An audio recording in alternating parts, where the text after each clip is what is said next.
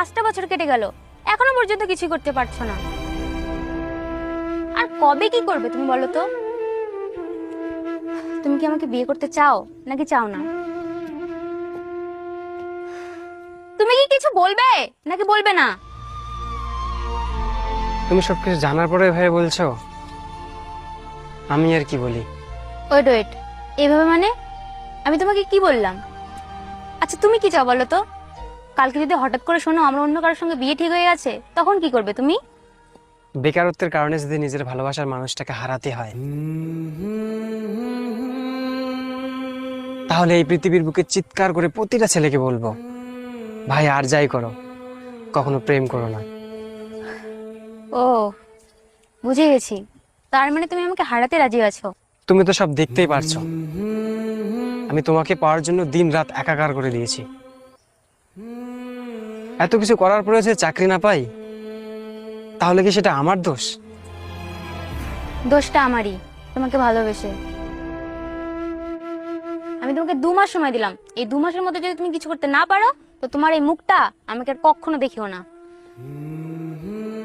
একটা বেকার ছেলের জীবনের সব থেকে বড় প্রবলেম,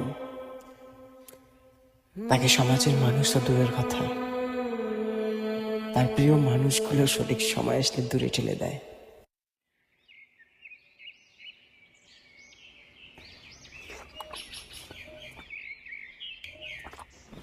বাবা আসলে বস, খেতে বস।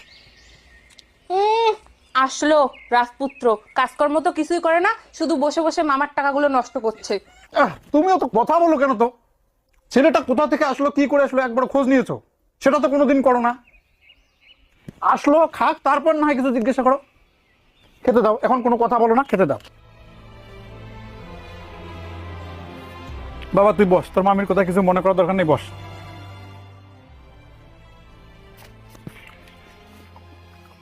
তোর মামির কোথায় কিছু মনে করিস না বাবা। না মামা, আমি কিছু মনে করিনি। আর তাছাড়া মামি তো কিছু মিথ্যে বলেনি। ছোটবেলায় বাবা মাকে হারিয়েছি, তুমি আমাকে কোলে পিঠে করে বড় করেছো। কষ্ট কাকে বলে কখনোই বুঝতে দাওনি।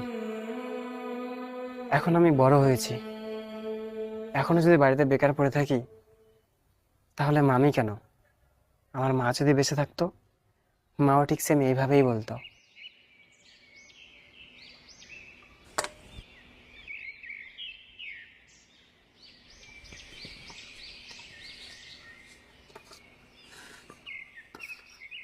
বলছি এতই যদি বুঝিস, তাহলে মামার ভাতগুলো ফোকটে গিলছিস কেন?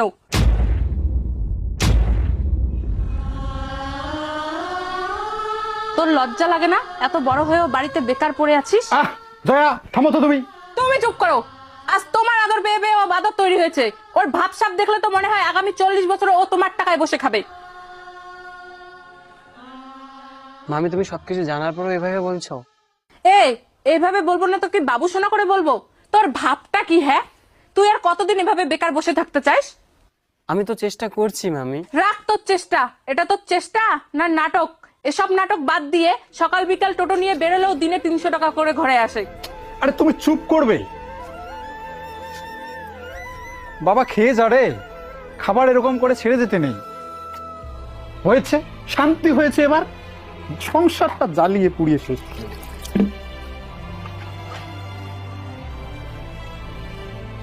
তুমি আবার কোথায় গেলে না খেয়ে? খেয়ে যাও।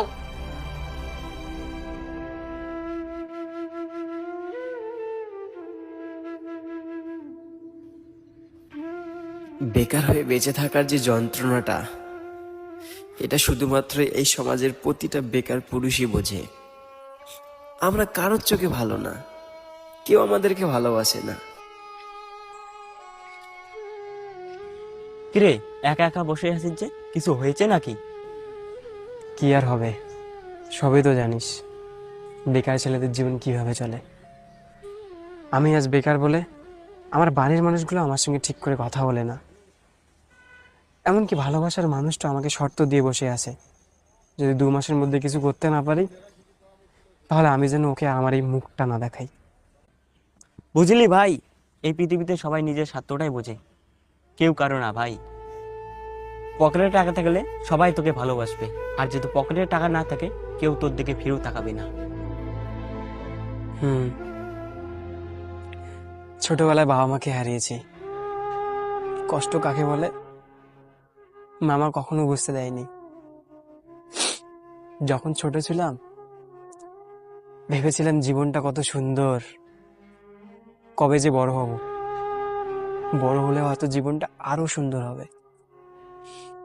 কিন্তু আজ যখন বড় হয়েছি এখন বুঝতে পারছি বাস্তব জীবনটা কতটা কষ্টের। তোর কাজ লাগবে তাই তো আমি তোকে কাজ দিতে পারি। কি কাজ? এই নে কি এটা? ড্রাগস।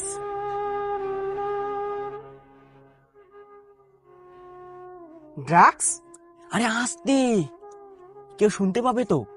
এই মালটা শুধু এই বাজারটা পার করে দে, দিনে 10,000 টাকা করে দেবো। না না ভাই, আমি এসব 2 নম্বরের কাজ করতে পারবো না। ঠিক আছে ভাই, তোকে করতে হবে না, তবে একটা কথা মনে রাখবি, এই দুনিয়া এমন এক জায়গা যেখানে নিজের পায়ের তলায় নিজেকে শক্ত করতে হয়। একবার ভেবে দেখ, দিনে 10,000 হলে মাসে কত হয়? 3 লাখ টাকা। আমি তোমাকে 2 মাস সময় দিলাম, এই 2 মাসের মধ্যে যদি তুমি কিছু করতে না পারো তো তোমার এই মুখটা আমাকে আর কখনো দেখিও না।